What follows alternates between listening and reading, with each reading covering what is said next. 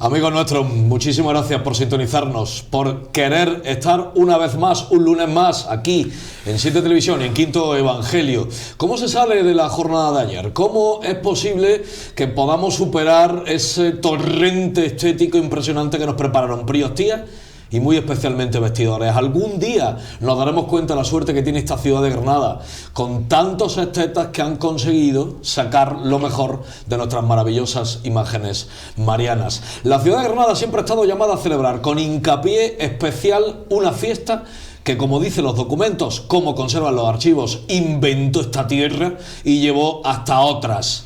Así que la jornada de ayer quedará siempre, eternamente siempre en nuestra memoria. Seguro estáis con todos nosotros.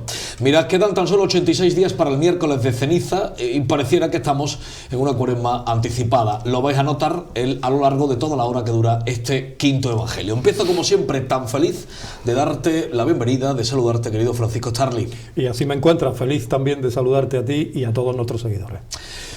Lo voy a dejar para más tarde, para cuando ya nos acompañe Iván Palomo, y solicitarte qué dolorosas, bueno, si ha habido alguna que no te haya gustado, que creo que no, si ha habido alguna imagen mariana que no me haya gustado, no, revolcado el alma, como yo ya tengo un listado impresionante. Sí, bueno, como decía en la presentación, una altura y un nivel extraordinario con el que se han expuesto al culto las dolorosas en esta festividad de la Inmaculada, un reclamo absolutamente extraordinario para una ciudad que vio nacer este torrente de fervor mariano. Me das pie perfecto para que le demos paso ya a nuestro primer bloque cultural. Emilio Caro nos va a explicar qué es la Inmaculada, qué hizo el arte en torno a la Inmaculada y por qué Granada se distinguió artísticamente hablando, ayudó artísticamente hablando a que entendiéramos mejor este dogma mariano. Luego nos hacen unas propuestas fabulosas Venancio e Isaac, nos cuentan para ellos, expertos, profesionales, cuáles son las mejores Inmaculadas que ha dado el arte granadino. ¿Cómo no lo vamos a perder? Vamos a ello.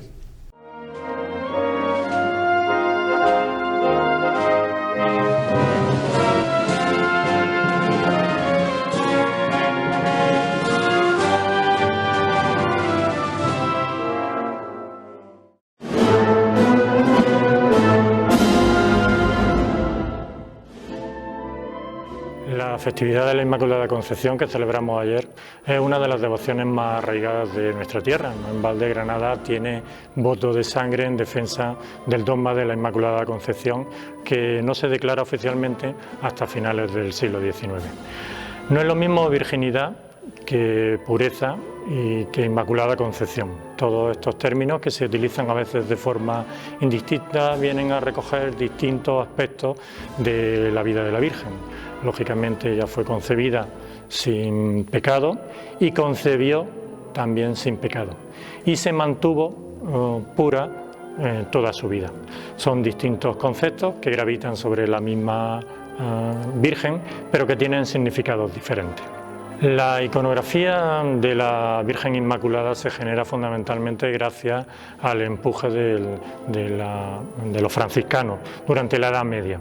El relato del protoevangelio de Santiago, en el que aparece un abrazo ante la puerta dorada del Templo de Jerusalén de San Joaquín y Santa Ana, que son los padres de la Virgen, evidencia que su concepción fue inmaculada. Y esa es la primera forma, la medieval, en la que se representa la Inmaculada Concepción. ¿Hay alguna representación de este tipo en Granada? La hay, una representación que se realiza en las vidrieras de la girola de la Catedral de Granada, Porto de Oro de Holanda y Jan Campen. En Granada se genera un tipo de arte muy exclusivo, dominado por la denominada Escuela Granadina, por el ejemplo de Alonso Cano. Alonso Cano es la personalidad artística que domina el siglo XVII granadino y que va a fijar de forma indisoluble la iconografía mariana en Granada, pero a través de su experiencia, es decir, Él va a recoger la experiencia que conoce en el taller de Francisco Pacheco, en Sevilla, que fue un artista manierista, veedor de la obra artística de la diócesis de Sevilla y que impuso en Sevilla, en su órbita artística, la iconografía de la Tota Pulcra, es decir, la Virgen Inmaculada, vestida de blanco, con un manto azul, pisando la luna, respondiendo al relato del Apocalipsis y rodeada normalmente de la iconografía de las letanías lauretanas. Esa iconografía es la que Cano traslada a Granada y de ahí, a partir de ahí, todos sus seguidores. Obra singularísima, por supuesto, la Inmaculada del Facistol de Alonso Cano, conservada en la sacristía de la Catedral de Granada. También en la sacristía de la Catedral de Granada, en el oratorio de canónigos, se encuentra una de las pinturas de la Inmaculada más extraordinarias de la creación de artística de Alonso Cano. A partir de ahí, Alonso de Mena, Pedro de Mena y otros tantos reproducirán los modelos canescos.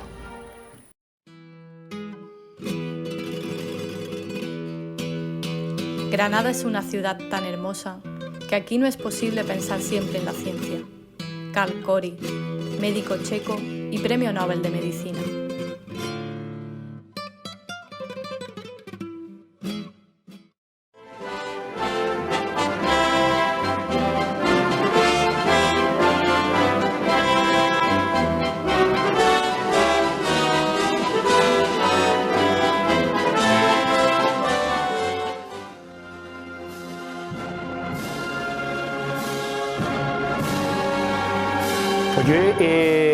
El tema de la Inmaculada es algo muy complejo, no se puede olvidar a nadie la importancia de la Inmaculada para Granada. Los granadinos no debemos de vivir de complejo, sino debemos de vivir de orgullo y bueno, pues me voy a quedar con la que creo, sinceramente, que es la patrona no de todas las Inmaculadas, sino la patrona de este país, que es la que hay en el camarín del convento, de la iglesia del convento de la Concepción. Por supuesto, se me ha venido a la cabeza la primera, ¿no?, esa Inmaculada de esos tirabuzones espectaculares que está en San José, o la de Pablo de Rojas que hay en San Juan de los Reyes. Pero si yo me tengo que quedar con una, es esa. Esos estilemas que en realidad siempre estamos con esa potencia de que Alonso Cano creó un modelo, pero que ya venía trabajado por Alonso de Mena, donde vemos a la Inmaculada, ¿no?, con esa forma romboidal, donde vemos esa Inmaculada que nos mira con las manos juntas y además ese manto que siempre se recoge con un piquito y que eso va a ser siempre va a estar presente y lo podemos rastrear prácticamente hasta bien entrado el siglo XIX, sin olvidarnos, por ejemplo, lo que haría Sánchez Sarabia para la Basílica de San Juan de Dios. Bueno, para mí personalmente la Inmaculada que más me arrebata, la Inmaculada que posiblemente más considero sublime, sea la Inmaculada que Pedro de Mena realiza para el pueblo de Alendín, esa Inmaculada soberbia en su gesto, en su actitud, esa Inmaculada imponente, esa Inmaculada un tanto altiva que va a beber directamente del gran modelo inmaculista por excelencia, del modelo que rompe con todos los esquemas, del modelo que va a marcar un antes y un después, el modelo de Alonso Cano para el Facistol de la catedral. Ya comentaba Venancio, y comparto con él que, aunque no sea el referente directo, pero que esa será sin lugar a duda el modelo inmaculista que más imponga y el que nos diga de puertas afuera, eso es Granada, porque la Inmaculada de Alonso Cano de la catedral es la esencia de Granada. La Inmaculada en sí, para el arte granadino, o la Inmaculada en el arte granadino a nivel global, es la representación sutil, es una representación elegante, es casi una representación plástica etérea que viene a recrear, para mi gusto, como ningún otro modelo inmaculista, lo que verdaderamente es una idea en sí, lo que es el modelo o la idea inmaculista, algo tan fugaz, algo tan mínimo o algo tan etéreo en sí como es el dogma o la idea de la Inmaculada Concepción en ese tipo de imagen. Nosotros vamos a continuar, pero lo vamos a hacer además con una sorpresa muy interesante. No viene desde Vélez Málaga la sorpresa, Paco. Anda. Horquillero, es una forma distinta de entender el merchandising cofrade y quiere que desde el programa que viene vayamos a tener también alguna de sus piezas. Horquillero, objetivodepasión.com para poder localizarlo, 722-2484-19 para ponerse en contacto con este nuevo concepto de merchandising cofrade. Lo vamos a exponer el lunes 16, dentro de 7 días, aquí con todos vosotros. Además también vamos a tener la oportunidad de ofrecérselo a la ciudad de Granada, desde Vélez, Málaga, con una creatividad impresionante. Qué interesante. Horquillero, pero verás, hay hermandades que te golpearon un día, que se metieron en tu corazón y que ya nunca más podrán salir. Hay hermandades que probablemente tú no seas hermano de ellas, pero que te calaron muy hondo por la calidad de sus imágenes, por el trato directo de sus hermanos, y por tanto hay tantas cosas que escenifica a la perfección que nos visita hoy, que lo hace en nombre de toda la hermandad y en el suyo propio, esto de golpearte en el corazón. Mi querido hermano mayor, mi querido José Arcolla, bienvenido a tu casa. Muchas gracias, bien hallado. Tendría que hablar mil cosas. Lo primero, daros las gracias. Ayer, extasiados tras la Eucaristía, algo más tarde de lo habitual. Ayer, 8 de diciembre, extasiados por poder volver a contemplar a la que para mí es la mejor dolorosa del siglo XX que pueda existir. Sí, sí, en eso creo que coincidimos plenamente los dos. Y efectivamente ayer la misa un poquito más tarde de lo habitual, porque bueno, en el convento no estamos solos, hay más hermandades y nosotros, bueno, pues... Allá había tráfico de fe, ¿eh? Había bastante. Y nosotros, bueno, pues celebramos lo último. Con un sello muy especial que la Priostía viene dándole a la hermandad desde hace ya unos años, que se configura como un concepto muy propio del Albaicín, muy propio de la Hermandad de la Concepción. Sí, yo creo que hace ya unos años se marcó una línea en la hermandad y bueno, afortunadamente pues seguimos esos trazos que dieron antiguamente y creo que la Priostía está haciendo es un empujón, ¿no?, en sí mismo, esta labor extraordinaria, ¿no?, que se está dejando notar en el mundo cofrade granadino. Sí, yo creo que sí, es súper importante y ahí se está elevando el nivel y de la Semana Santa, de las cofradías en Granada, que falta hacía. ¿Cómo obviar un nombre? Jorge Heredia. ¿Cómo obviar ese redescubrimiento absoluto que tuvimos? No porque la mejorara, porque es imposible mejorar la Virgen de la Concepción de Azaustre, simple y exclusivamente porque efectivamente marcaste un antes y un después, porque con Jorge Heredia se marcó una estética que se ha copiado en grandes ciudades cofrades de Andalucía. Cierto, pero que además le imprime un sello muy propio a la imagen, ha ido descubriendo y llevando más allá la propia labor del escultor, ¿no? Yo no quiero pecar de nada, pero la Virgen de la Concepción en estos últimos años, y si continúa, que así lo deseamos todos, será la Virgen de Azaustre y de Heredia. Correcto. Sí, la verdad es que él fue un cambio desde que la Virgen pasa por sus manos, se ha notado, sigue una línea, tiene carácter propio, como bien dices, y la idea es seguir, lógicamente no puede caber de otra forma, ¿no?, seguir en la línea en la que estamos y no deja de sorprendernos, ¿no?, ni a la propia hermandad, cada vestimenta, parece que no puede sorprenderte más que la anterior, bueno, se vuelve a reinventar y nos vuelve a sorprender cada día. Mira, venía las vísperas Francisco Charlie, hermano mayor, venía las vísperas de la Inmaculada, lo disfrutábamos con la Virgen del Carmen de Motril, seguíamos recorriendo la estética y la fe de nuestras cofradías y nosotros íbamos hablando, ¿te acuerdas? Preparando el programa de hoy, lunes, íbamos diciendo, recuérdame cosas de la salida. Vámonos a descubrir los enclaves de la salida de la Hermandad de la Concepción. Cómo es ese entorno y cómo lo llena, ¿no?, de espiritualidad, ¿no?, y de belleza, ¿no?, completando el propio marco único de Granada. Se metía en el archivo histórico de esta casa Iván Palomo y nos iba pasando vídeos. Dice, mirad 2024, mirad cuando salió el Señor, mirad cuando salió la Virgen, mirad cuando por la rejería del atrio se podía contemplar la cárcel de varales de la Virgen y la Alhambra detrás. Mirad, tenemos las imágenes de la madraza, tenemos las imágenes de donde nació la primera moneda del Reino de España. ¿Qué más se le puede pedir a la salida? ¿Qué más se le puede pedir al comienzo del Jueves Santo granadino? Yo creo que poco más, el sitio es inmejorable. Es que yo atrevería a decir que en España no hay un entorno, nadie puede tener esa... Porque las pistas que nosotros tenemos y el enclave en el que estamos, hay otros que tienen otras, pero la perspectiva y cómo se ve la Alhambra desde nuestra placeta y como tú dices, cuando ya bajan los pasos por el callejón, ya por fin hace unos años conseguimos que desapareciera ese andamio en el hospital, en el Maristán, y aquello ha cambiado. Ahí he dicho yo antes la madraza, el Maristán, perdóname, hermano mayor. He dicho yo la madraza, dile a la gente cómo pasa por la madraza, cómo hace eso.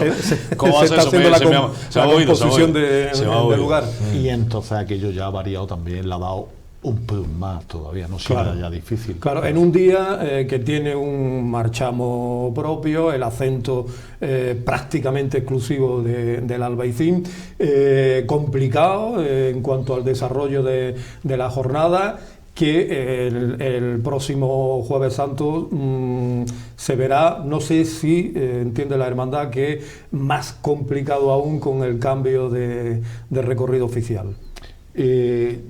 La verdad es que el Jueves Santo está muy encajado. Entonces, somos las tres hermandades que bajamos a la hora, más o menos a la misma hora del Albaicín, y tiene que funcionar todo perfectamente para que una detrás de otra no estorbemos, ninguno nos estorbemos. Claro. Hasta ahora se va consiguiendo. Creemos que con la carrera, ha tenido todo lo que todo el mundo sabe y cómo se ha fraguado, pero creemos que el Jueves Santo nos va a beneficiar con el cambio, porque siempre teníamos el problema de que cuando nosotros ya estábamos de vuelta, la estrella aún todavía había años que estaba por Plaza Nueva, nos encontrábamos, nos retenían un poquito, pero bueno, al ampliar el recorrido de ida, la estrella va a tener más sitio para andar, y yo creo que vamos a tener vía libre para poder encerrarnos. ¿Qué novedades vamos a tener este Jueves Santo en la Hermandad de la Concepción? ¿Saldréis una hora antes? Una hora, lo previsto que tenemos es una hora antes. Estamos hablando de las 3:35. Más o menos, 4 menos cuarto, más o menos. Todavía no está fijada la hora exactamente, pero la idea es, hasta ahora salíamos a las 5 menos cuarto, la hora de adelantarnos una hora, por lo menos en este primer año, para asegurarnos, ¿no? Y es preferible pecar. ¿Y a qué hora se regresa? Borde de las 12. La misma hora. La misma hora. El regreso no puede fallar, No varía. Tiene que ser para que la Hermandad del Silencio pueda salir, que es el compromiso que tenemos con ella. Claro. Bueno, me imagino que entonces la hermandad asume plenamente ese cambio de horario. Pues estamos hablando ya también de una hora muy temprana. No sé si había evaluado de alguna manera en qué medida eso puede afectar para la participación de los hermanos. Nosotros pensamos que no va a afectar. Yo creo que la gente al final tiene ganas de acompañar a sus titulares, sobre todo salir el Jueves Santo. Y qué cortejo el de 2024, hermano mayor, estarás felicísimo. Estamos radiantes. La verdad es que sí, porque era un túnel del tiempo, era una cosa estética, lo cuidado de todos los enseres, lo cuidado de todo su orden, verlo procesionar, salir, entrar, regresar, pasar por cualquier sitio, era espectacular. Sí, la verdad es que nosotros con el cambio ya hace años con Curro, fue cuando se hizo el cambio de hora, como todos sabéis, y la verdad es que ahí ya la hermandad ganó y desde ahí la hermandad va en ascenso. Cada año, afortunadamente, más hermanos, cortejo más amplio, cortejo sale y regresa prácticamente íntegro. Antes era muy tarde, la mitad del cortejo se nos iba. La maravilla de la banda de Padul, las interpretaciones musicales, el cuidado en todo, el repertorio exquisito. Padul ya es una prolongación de la hermandad, ¿no? El gran. El miércoles pasado fue el cumpleaños de Víctor Ferrer, precisamente, al que pues te decimos mil gracias por tantas cosas, por tus magníficas composiciones y por tanto otros. Vamos a seguir hablando de Jueves Santo y de Concepción. Pero me vaya a permitir que os adelante que nos vamos a viajar 400 años en el tiempo. 1624, nos visita Felipe IV, semanas antes Profeso creada para Felipe IV. Y claro, nos lo cuenta Miguel Luis. Y a continuación debate de una forma extraordinaria un asunto que creo que es fundamental. Carmen Bermúdez aborda un tema que no va a pasar desapercibido. ¿Originales o copias? ¿Y por qué? Adelante, segundo bloque de Quinto Evangelio.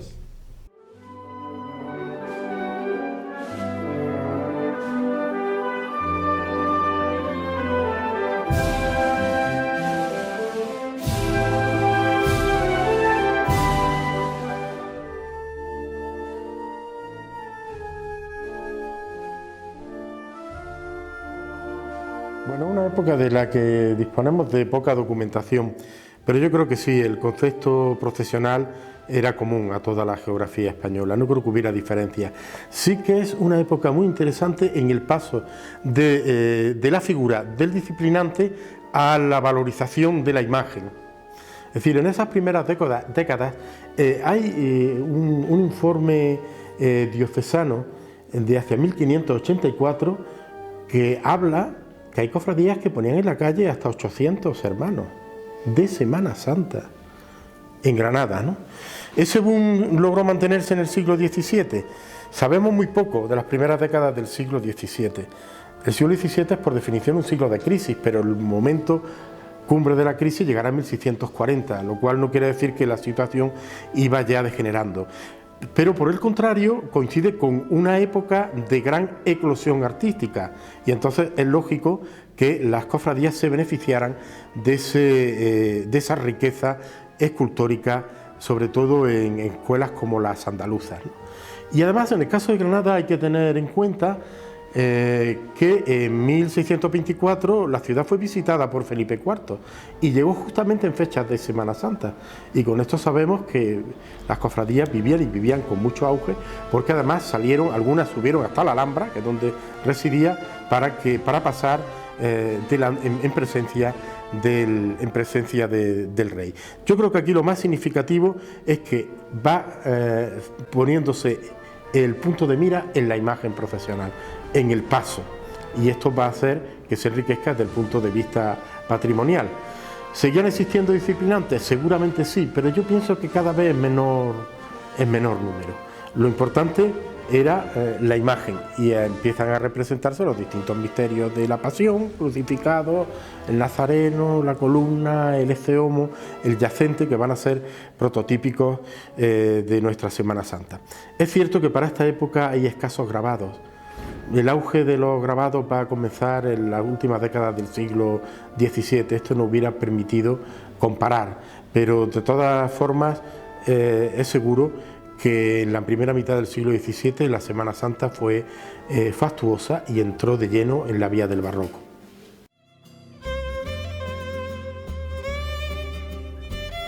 No han de sufrir los monárquicos, porque España tiene una reina perpetua, Granada.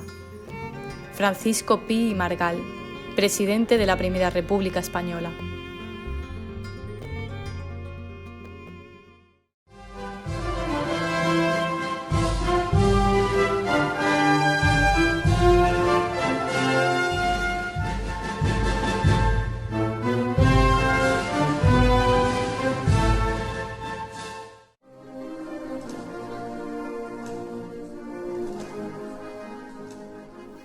Vamos a ver, las copias hay muchísimo que decir o nada que decir. Todo depende de cada uno, la orientación o la opinión que tenga o el valor o la intencionalidad que le quiera dar. Hay que empezar diciendo que es muy importante saber que las obras no las concibe el autor de la misma manera en función de para dónde vayan o el uso que se les vaya a dar de ellas. No es lo mismo un Cristo crucificado que va a estar expuesto en un altar y no se va a mover de ahí, a lo sumo a lo mejor una vez cada X tiempo, que se haga un pequeño Vía Crucis dentro de la iglesia, o una obra que va a salir en procesión y no una vez, sino varias veces a lo largo del año. ¿Por qué? Siempre el escultor, cuando hace una obra, por ejemplo, es fácil entenderlo, si la va a hacer para la calle, hace una escultura de piedra, no se le ocurre hacer una escultura en madera o en pasta de papel si va a estar a la intemperie muchos años. Entonces ya de por sí el escultor no elige el mismo material en función del sitio o la ubicación en el que va a estar la pieza. Y por supuesto no hace la misma obra si va a salir en procesión o no. ¿Por qué? Pues porque a lo mejor tiene en cuenta tensiones, pesos, compensaciones, los movimientos que va a tener, y todo eso lo refleja en los materiales, la constitución de la propia obra. A lo mejor pues una obra que no va a salir en procesión la puede hacer en bond, es decir, con muchísimo número de piezas, pero a lo mejor tantas piezas pues pueden sufrir más movimientos cuando sale en procesión. Entonces el escultor, si sabe que va a salir en procesión, no las hace con tantas piezas. Entonces pues sí es importante que el escultor sepa qué uso va a tener su escultura, para también seleccionar los mejores materiales. Pongo por caso, A un escultor no se le ocurre policromar una escultura que va a salir a la calle con acuarela, porque sabe que en cuanto llueva se va a ir la policromía, por ejemplo, ¿no? Siempre utiliza materiales pues, mucho más estables con el paso del tiempo, como puede ser un óleo, incluso barnizarla, para que esté más protegida, para que en el caso de que le llueva o le incidan las radiaciones solares, la obra esté más protegida. Entonces, pues, por eso mismo, una obra que se ha hecho para estar en unas determinadas condiciones no debe de reutilizarse para otra, porque podemos incurrir en ese problema. Y eso quiere decir que la obra va a sufrir cosas para las que la obra no estaba preparada. Si hablamos, por ejemplo, del caso de aquí de Granada, de la obra de José de Mora, pues efectivamente es una obra que en principio, por lo que he leído, por la poca información que tengo al respecto, es una obra que se concibió para estar al culto sin salir en procesión aparentemente, pues la obra está hecha con multitud de piezas de embón. El embón está constituido por muchas piezas, que a lo mejor hay piezas que salen a la calle y están constituidas por muchas piezas, pero están equilibradas, puestas de tal manera que estén compensadas las tensiones y sabiendo dónde van a estar los puntos de gravedad de la obra, dónde va a haber la mayor tensión, el mayor punto de apoyo, y en esas zonas el escultor tiene más cuidado. Entonces, pues una pieza que no está concebida para salir en procesión, que la saquen en procesión, pues puede sufrir daños inesperados o que no se habían considerado o no se habían tenido en cuenta. Y sobre todo si le sumamos que la obra no está recién hecha, sino es una obra que ya lleva una serie de años viva y que esa obra va envejeciendo. Lo que hacemos con las salidas procesionales es fatigarla más de la cuenta, los materiales se deterioran más rápidamente porque la obra ya tiene acumulado una serie de deterioros por la edad que pueda tener. Cuanto más antigua la obra, más problemas tiene de sacarla en procesión. Es verdad que muchas veces decimos... yo quiero fundar una cofradía, hubo aquí un boom en Granada, por ejemplo, en el que se crearon muchas cofradías y no había tanta demanda de obras de arte nuevas. No sé por qué, no sé si es porque las cofradías no se les exigió en su día que debían de contratar a un escultor para que le hiciera una imagen, o no se percató el propietario de la obra de que podía cederlas para que salieran en procesión. Y por desconocimiento muchas obras han salido en procesión, entonces nos encontramos con obras que no están preparadas para salir en procesión y que salen en procesión.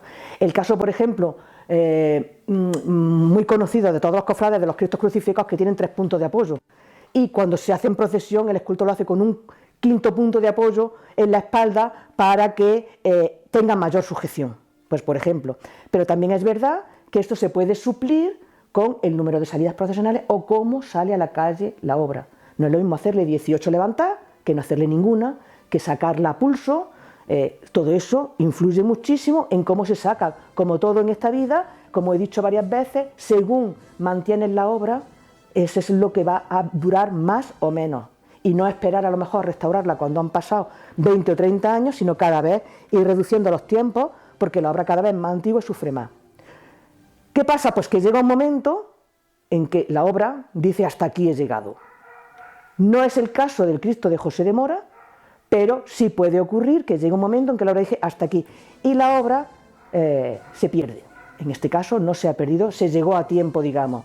Pero a lo mejor el tiempo podría haber sido sacarla de otra manera y no dejar de sacarla. Y entonces pues, se empieza a recurrir a las copias. Pues a lo mejor si en su día la hermandad, en este caso concreto, hubiera hecho, por ejemplo, ya directamente la obra que va a procesionar, no estaríamos en esta situación. Esta situación que quizás surge porque está restaurado con el dinero de todos y todos tenemos derecho a opinar si sale o no sale en procesión. Aquí en Granada tenemos un problema muy gordo, es que todos hemos pagado y no queremos que se deteriore, pero todos queremos a este Cristo en la calle. Entonces tenemos esa contrariedad, ¿no? Yo pienso que si la obra está hecha para salir en procesión, debe de morir con las botas puestas. Y tiene que salir, pero puede morir dentro de 50 años o dentro de 500, todo depende de cómo la tratemos, tanto en las salidas procesionales como a lo largo del año en su sede.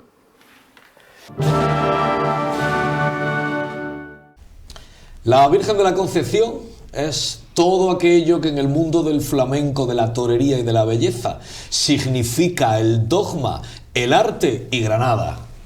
¿Sí? Absolutamente sí. con su hermano mayor. Estamos aquí debatiendo en este lunes 9 de diciembre, que nos ocupa evidentemente lo que sucedió, pero todo lo que tiene que decir la Hermandad de la Concepción, como tantas llamadas a lo que conocíamos el lunes pasado, el lunes 2 de diciembre, a formar parte de una exposición por el centenario de la Real Federación. Y no sé qué opinión, evidentemente todavía no has hablado con tu hermandad, con tu cabildo, entre otras cosas porque en 3 días os han citado a los hermanos mayores para trasladaros la propuesta. 12, jueves 12, 8 de la tarde, pero ¿cómo ve José Arcolla, según la propuesta, que la Virgen de la Concepción no esté en el monasterio cuando llegue la Inmaculada? Esa es la parte complicada. Nosotros, bueno, en Junta de Gobierno se ha dado ya algo, esperando la reunión esa del día 12, que creemos que nos especificarán y se hablará más en detalle de fechas, de la exposición. Entonces, la verdad es que la primera, digamos, no pega, pero bueno, lo primero que nos llama la atención una es sensación de impacto, ¿no? Cuando impacto, claro. visteis allí reflejado en el... Claro. En una primera impresión dices, mira, cuentan con nosotros, ¿no? O han contado con todo el mundo, que es lo que en otra ocasión a lo mejor se ha echado de menos. Bueno, no podía ser de otra manera, ¿no? La Hermandad de la Concepción es una hermandad que marca un antes y un después en el devenir de estos en la 100 historia, años sí, de la señor, Real Federación sí. de Hermandad de Cofradía, Claro. de la Semana Santa de Granada. De la semana, efectivamente. Y con esa dolorosa, evidentemente, no es para llevarla a la catedral, para llevarla al Prado, al Louvre y a todas partes del mundo, ¿no? A todas partes del mundo. Falta. Entonces, bueno, al final esto será el cabildo de hermanos el que decida si la titular sale del convento. ¿Y yo le puedo preguntar sale. a José Arcolla? ¿No al hermano mayor? Yo particularmente, yo pienso que la hermandad debería de estar. En la catedral. Debe de estar participar en lo que se organice, porque... Aunque sea con su Virgen el 8 de diciembre allí dentro. Bueno, luego ya se vería una fórmula o que Ya. cómo poder hacer, en fin. Puede haber 1000 soluciones, pero el centenario lo vamos a ver una vez nada más. Hermano mayor, 6 años ya al frente. Correcto. Restan 2 aún. ¿Cómo valoras tus 6 años de mandato, tu mandato y medio al frente de la hermandad? Pues yo lo valoro, me lo valoro muy positivo. Tuvimos un inicio, la verdad es que malo, nos pilló COVID. Oh, madre mía. Primer año Claro. lluvia. Pero bueno, luego la verdad es que hemos tenido unos años, pues como decíamos antes, ¿no? La hermandad va a más, va creciendo, ves la involucración de la gente, ves la iglesia, cada culto la ves llena, siempre entonces... Yo creo que se la lleva pasando respuesta- 50 años, ¿eh? Sí. La respuesta de los hermanos muy positiva. ¿no? La verdad es que Increciendo. increciendo, sí. Yo creo que es bueno el síntoma ahí de todas, ¿no? En Granada, afortunadamente, todas las hermandades se crece año a año y nosotros pues estamos especialmente Si contentos. no conocéis qué pasa en la Concepción tras los cultos, cuando va a su casa de hermandad, os estáis perdiendo una parte de Granada fundamental. Desde la emoción, desde el sentimiento, desde el sentido de las cofrades realmente, las convivencias vuestras son absolutamente amables, dignas de recomendación, por supuesto. Que no la ha vivido, se ha perdido una parte de Granada. ¿Cómo va el funcionamiento de la Casa de Hermandad a propósito de...? Muy bien, muy bien. La verdad es que la casa, bueno, como estáis diciendo, la casa de hermandad fluye, es un lugar de encuentro de hermanos qué bien. y no hermanos. Ya ¿Y cómo se de- come? De Claro. todo Granada. Siempre se ha comido, se sigue comiendo. qué barbaridad. Muy bien, y la verdad es que se echa un rato de hermandad. Yo creo que eso ayuda mucho a la hermandad y es fundamental que la casa de hermandad que está al lado del convento. Entonces, Claro. Hablábamos de Jorge Heredia, cómo nos dejamos fuera a José Manuel Martínez Hurtado, ¿verdad? Y cómo nos dejamos fuera su creatividad y su amor por la Virgen de la Concepción, ¿verdad? Y se presentaba hace unos años un proyecto integral de paso de palio. Y cuéntanos, dinos. vamos avanzando poquito a poco. No me pero digas. Se va avanzando. Sí. Para el próximo Jueves Santo ya tenéis previsto, ¿no? Se tiene previsto estrenar que un estreno. van a estar los 2 juegos de jarras, o sea, las 8 jarras Claro. que lleva el paso de palio se estrenarán ya las nuevas según diseño de Otro Resultado tipo de contemplación. Y realización de los talleres de Villarreal, otro Efectivamente. de los Recurrimos- grandes que ha trabajado para Granada. ¿eh? Claro, recurrimos ya al principio de la hermandad, él fue el que hizo mucho Claro. trabajo de orfebrería para la hermandad y bueno, hemos querido que sea él el que continúe y ellos están con mucha ilusión, muy agradecidos de que se haya vuelto a contar con ellos y creemos que va a quedar espectacular ese juego de jarra. ¿Qué plazos son los que baraja la Junta de Gobierno y por tanto su hermandad para que vayamos viendo bambalinas, para que vayamos viendo todo ese diseño creativísimo de Martínez Furtado? Nosotros nos estamos centrando, vamos acometiendo, porque bueno, el paso está acabado, realmente. Ajá. Tú ves el paso en la calle y es un paso completo. Absoluto. Acabado. Entonces, vamos priorizando lo que... Y con un gusto de don Miguel Escribano único. Único, que sí. Y esa impronta se mantiene. Claro. Con el diseño de José Manuel. Se actualiza, se enriquece. Sí. Y iremos haciendo cosas según van haciendo falta y vemos que sean más... que estén más deterioradas, como era el tema de las jarras, por ejemplo, como en su día fueron los terminales de los varales. Eso es.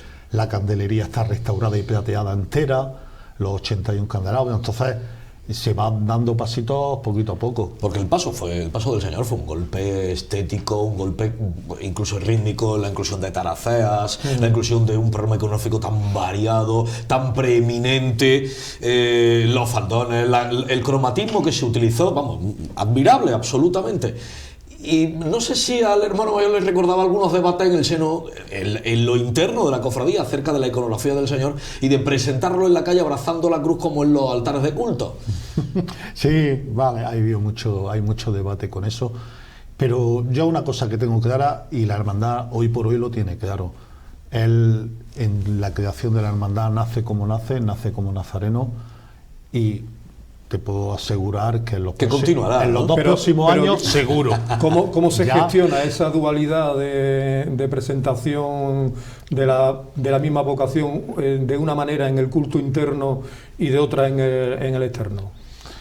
Es darle otro. En el culto te puedes permitir pues ciertos lujos, digámoslo entre comillas, ¿no? Que en la calle no lo hacemos porque consideramos que es el nazareno, el nacio nazareno. Eso es. Pero en el culto sí te permite, y por variar un poquito, claro, que sí, también hay que darle un aliciente, ¿no?, a la gente, que no presentes siempre las cosas de la misma forma, que cambies, que crees debate. Bueno, y el gusto también cumplido para aquellos que quieren ver al Señor de otra forma, de otra forma, claro, correcto.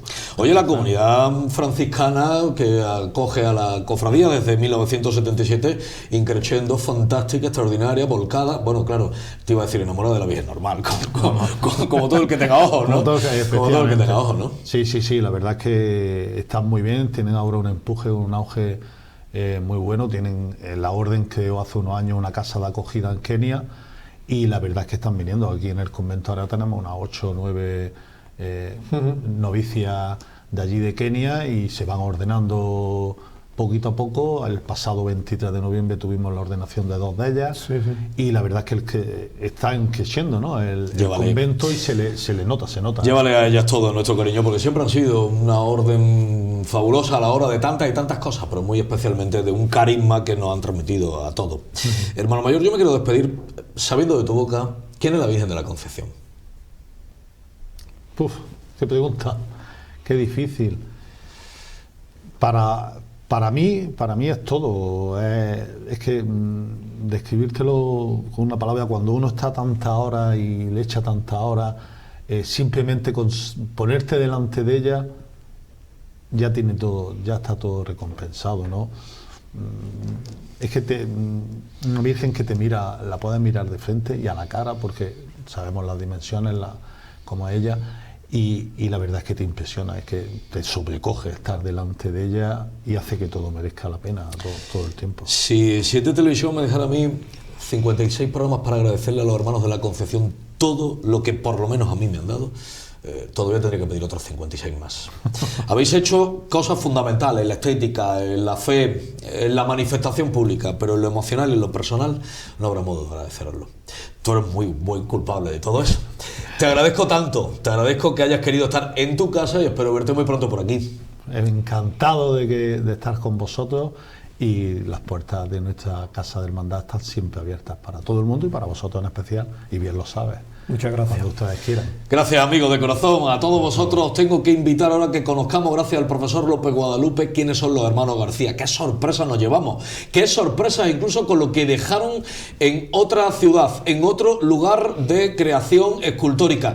Y luego al final nos pone siempre a pensar, siempre nos pone a pensar, Álvaro Abril, que si hablaba de la procesión de la Vigilia de la Inmaculada, ahora te explica cómo en su cabeza se podía hacer todavía mejor, cómo se podía enriquecer el patrimonio de la ciudad.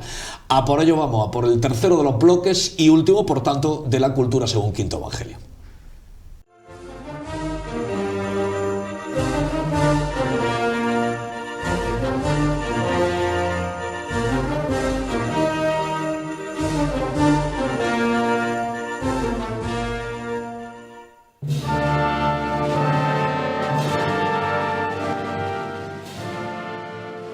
La escultura granadina de principios del siglo XVII es verdaderamente un periodo apasionante y figuras capitales van a ser dos hermanos, los hermanos García, de los cuales solo uno era el escultor, el otro era el policromador.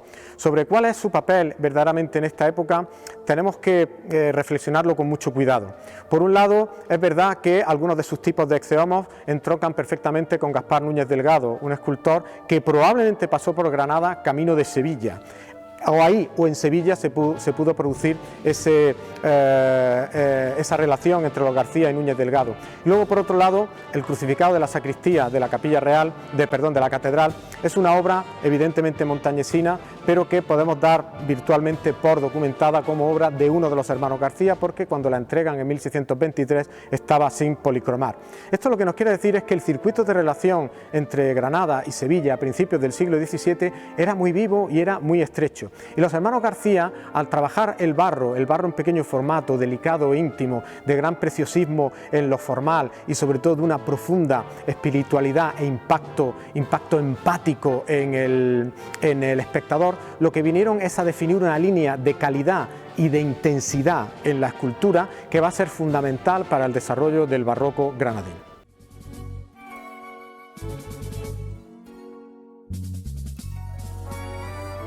En la Alhambra de Granada me sentí emocionada. Todo era de película.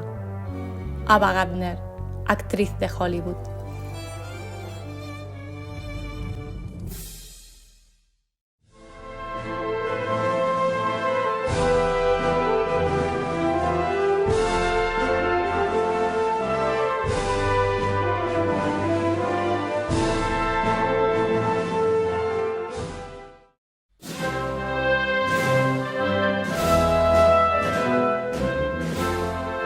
Siguiendo la estela del debate propuesto en el programa anterior, hablábamos de la Vigilia de la Inmaculada, el cómo llevarlo a cabo y el si la diócesis tendría que ser la encargada de abrir esa forma de elección para procesionar a qué imagen y de qué forma hacerlo cada 7 de diciembre para llevarla hasta la Catedral de Granada. Yo proponía 3 líneas a seguir, que eran las que se han marcado hasta ahora, pero hacerlo de forma alterna y por elección propia interna se llevarían a cabo las imágenes dentro de esas 3 líneas, que os recuerdo que eran la de la Inmaculada, como se empezó en 2004, la línea de las imágenes penitenciales, como se abrió la estela con Santa María del Triunfo en 2010, y la de última, que fue la de llevar a las patronas de la diócesis hasta la catedral en esa procesión de la vigilia. Se me ocurre dar un paso más allá. ¿Debería de ser la diócesis la encargada de hacer un paso único para procesionar a todas esas imágenes en la vigilia? ¿Y qué paso sería? ¿Cómo habría que hacerlo? Como de quimera se trata, y así se titula esta sección, vamos a hacer una quimera de esta procesión de la vigilia, y a mí se me ocurre pues crear ese paso que en mi concepción se haría de plata, porque como sabemos Granada identifica a la Virgen con la luna, la plata, Dios el sol, el oro. Haríamos un paso de orfebrería, por supuesto con una luna que es el gran símbolo de inmaculista por excelencia, y en un paso pues de gloria que lleve, sea la imagen que sea, a esas connotaciones, a esas características propias de la Inmaculada Concepción. ¿Qué os parece a todos ustedes esta forma de llevar a cabo la procesión? ¿Qué aportaciones haría cada uno a todo esto? Lo dejamos abierto. Es el tiempo ya de la actualidad. No quiero dejar pasar, evidentemente, el nuevo concepto de merchandising cofrade que nos proponen desde Vélez Málaga, que vamos a poder ofreceros ya visualmente en el siguiente de los programas. Horquillero, te lo voy a decir bien, tienda horquilleroobjetivopasión.com. Pero lo que me llena enormemente de alegría es darte la bienvenida. Iván Palomo, ¿qué tal? Pues muy buenas noches, muy contento, aquí en vísperas de la Virgen de Loreto y saliendo de la Inmaculada Concepción.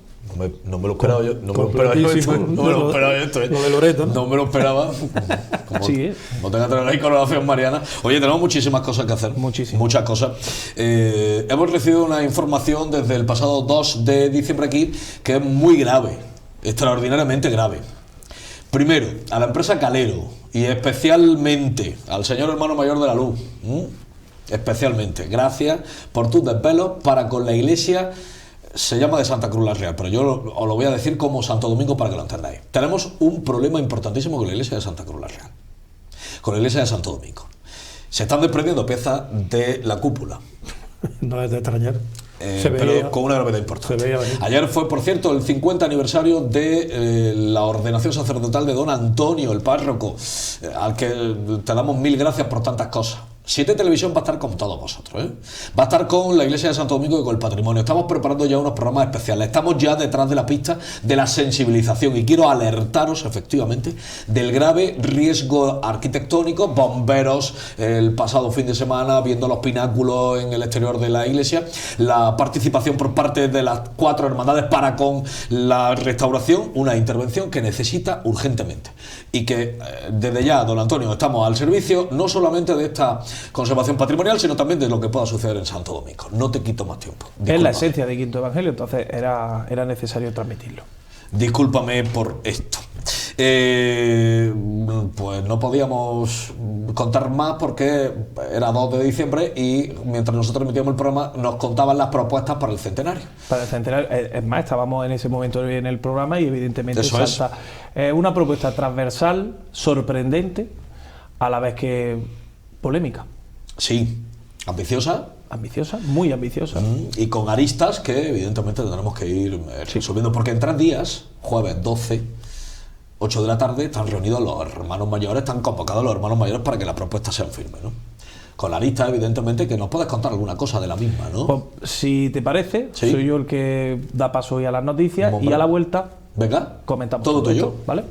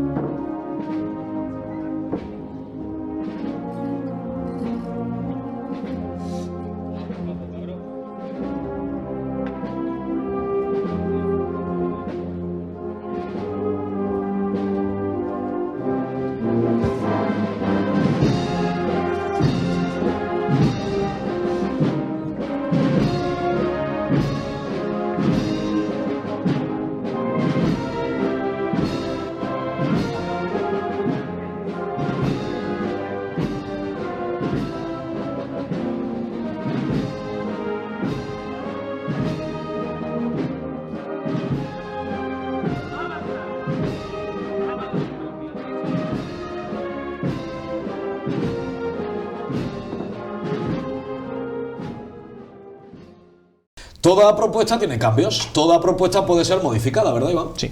Bueno, antes de nada no quiero dejar pasar que la Inmaculada pasa y esta es mi Inmaculada personal. Qué detalle más bonito. Qué detalle más hermosísimo y más estupendo. La Virgen de la Luz. La primitiva. La gran Virgen de los Dolores. De la parroquia del Corpus Christi, que pueden ir a verla. Tan elegante y tan maravillosa. Vestida por Álvaro. Sí, señor. Podremos enseñar. Pues bueno, dentro del marco del centenario de la Federación de Cofradías se ha propuesto un extenso planning en el cual pues han titulado como de manera general Cor Onum, que significa unidad. Bueno, bajo este marco que terminará, bueno, en el transcurso será una exposición, pues bueno, va a empezar el 9 de marzo, que es el inicio con una misa en la catedral, presidida por el arzobispo, que es la fecha del centenario, es decir, tanto día como mes de fundacional. Porque la fecha real es en el año 26, por eso se inicia un año antes, digamos de alguna manera representativa. Como pistoletazo de salida vamos a tener el 9 de mayo, que ese sería el inicio de los actos oficiales en la Basílica de... en la Catedral, presidida también por el Arzobispo.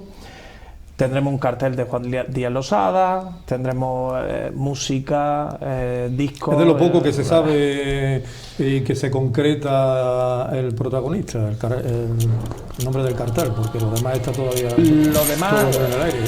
Sí, se ha dado lo que entendemos como un programa provisional, y entenderán por qué decimos provisional ahora cuando entremos más en materia con el tema de la exposición. Pero está hecho al detalle para ir conociendo todo lo que es el arte y la cultura de la ciudad, tanto en conventos como en iglesias, hermandades y demás. Y bueno, va a haber un Vía Crucis magno extraordinario, un besamanos, besapiés de Cristo extraordinario, que es con la fecha que se clausurará, que es el año que viene, el 22 de noviembre, es del 26, que será Cristo Rey. Y es también la fecha de clausura de los actos de... Y para la Federación de Cofradías, y algo tan propio como la... no sé, alguna procesión magna, algún Vía Crucis extraordinario... Claro, aquí es donde se centran en el Vía Crucis oficial del año 2026. La intención es que participen 14 imágenes representando las 14 estaciones. ¿Pero en sus pasos? Sería en andas, es lo que propone la comisión. Una cosa media. Claro, por eso digo que podemos leerlo o entenderlo o nosotros transmitirlo como provisional, ¿no? Porque van a ir matizándose cosas durante el trayecto de... El jueves que viene vamos a ver muchas más cosas. El jueves que viene vamos también a conocer cuál es la opinión de los hermanos mayores, o dicho de otro modo, a partir del jueves que viene la opinión de los hermanos mayores va a ser fabulosa y rotunda para ver cómo transcurre este centenario. Porque el día 2 lo que han hecho es presentarlo, además los hermanos mayores, se ha hecho después público a los medios de comunicación, redes sociales y demás. Claro, ahora existen las dudas de los hermanos mayores, quieren saber cómo, cuándo y por qué.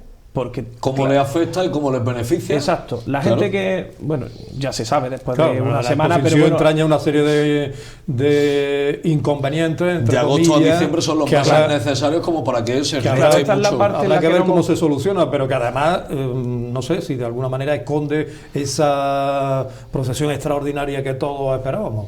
Hombre, la Catalana, ahí en la furgoneta, como diría Mariano Sánchez Pantoja, claro, ¿no? No sé, pero... por eso lo he dejado como en una parte un poco más amplia. No, pero 15 procesiones cubiertas sí, ¿no? Claro. Nos vamos a centrar en la exposición, que por eso he querido pasar de puntillas por los demás. No nos vamos a poder ya centrar en la exposición, que porque se nos está agotando el tiempo irremisiblemente. La programación entra. Vuelvo a repetir, qué jornadas más maravillosas de Inmaculada hemos vivido. Te voy a pedir que me des la imagen que mejor te pareció, que más te gustó a ti, Iván Palomo. Pues en el Realejo la Virgen del Rosario. Francisco Charly. Magnífica. Es que han estado todas a un grandísimo nivel. Albaicín. Pero además que es rotundo. Concha, Estrella y Aurora. Sí. Brutal. Y te digo, esta tríada es única, es impresionante, ¿eh? Qué vestimenta más maravillosa. Que no va en detrimento del resto. Que, por Dios, a ver. Por Dios. Bueno, David, tenemos la tuya. Mucha suerte. La mía es Concepción, sí señor. Y tenemos mucha suerte, vuelvo a repetirlo. Qué bonito ha sido estos días dedicados a una de las grandes fiestas de los granadinos. Iván Palomo, espero tener más tiempo, de verdad, porque hay mucho que contar. Nuestra actualidad cada vez mayor pero también nuestros protagonistas, también su espacio debe de ser mayor. Antes de marcharnos, conozcamos las efemérides del 9 de diciembre, que siempre son muy interesantes, que tienen fechas bastante interesantes. Ahí vamos.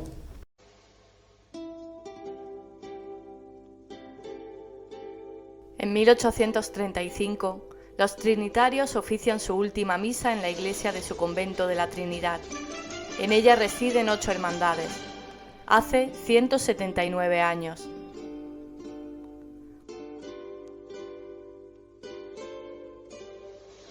Un 9 de diciembre de 1920, fallece el arzobispo José Meseguer y Costa. Coronó a la Virgen de las Angustias y por deseo propio está sepultado en la basílica. Hace 104 años. En 1933 se incendian varias iglesias albaicineras, entre ellas San Luis, donde se destruye el famoso y venerado Cristo de la Luz. Hace 91 años.